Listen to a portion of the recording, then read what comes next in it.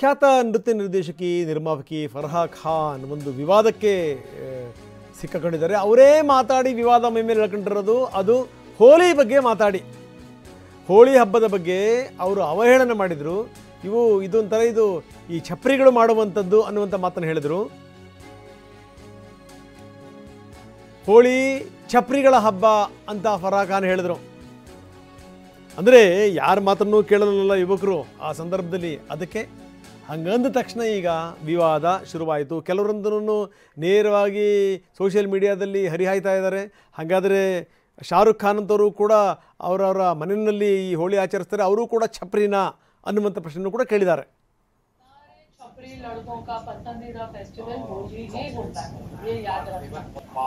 सारे छपरी लड़कों का पसंदीदा फेस्टिवल होली ही होता है, ये याद रखना।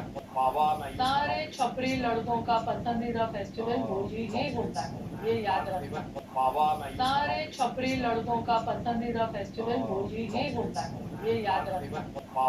सारे छपरी लड़कों का पसंदीदा फेस्टिवल होली ही होता है, ये याद रखना। सारे छपरी लड़कों का पसंदीदा फेस्टिवल होली ही होता है, ये याद रखना। सारे छपरी लड़कों का पसंदीदा फेस्टिवल होली ही होता है.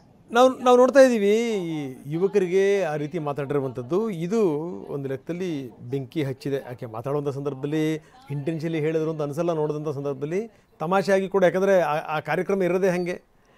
ಆಕೆ ಹೇಳಿದ್ದು ಕೂಡ ಏನು ಅಂದರೆ, ಯಾರ ಮಾತನ್ನು ಕೇಳಲ್ಲ ಯುವಕರು. ಅಂದರೆ ತಮ್ಮ ಇಷ್ಟ ಬಂದಂಗೆ ತಾವು ಈ ಕೂಗಾಡ್ಕೊಂಡು ಚೀರಾಡ್ಕೊಂಡು ಕುಣಿದಾಡ್ಕೊಂಡು ಹುಡುಗರು ಹೋಗ್ತಿರ್ತಾರಲ್ಲ, ಅಂಥವ್ರ ಹಬ್ಬ ಅಂತ ಹೇಳಿದ್ದಾರೆ. ಆದರೆ ಇದು ಬೇರೆ ರೀತಿಯ ವಿವಾದಕ್ಕೆ ಕಾರಣ ಆಗಿದೆ. FIR ಕೂಡ ಇದಕ್ಕೆ ಸಂಬಂಧಪಟ್ಟಂಗೆ ದಾಖಲಾಗಿದ್ದಾರೆ.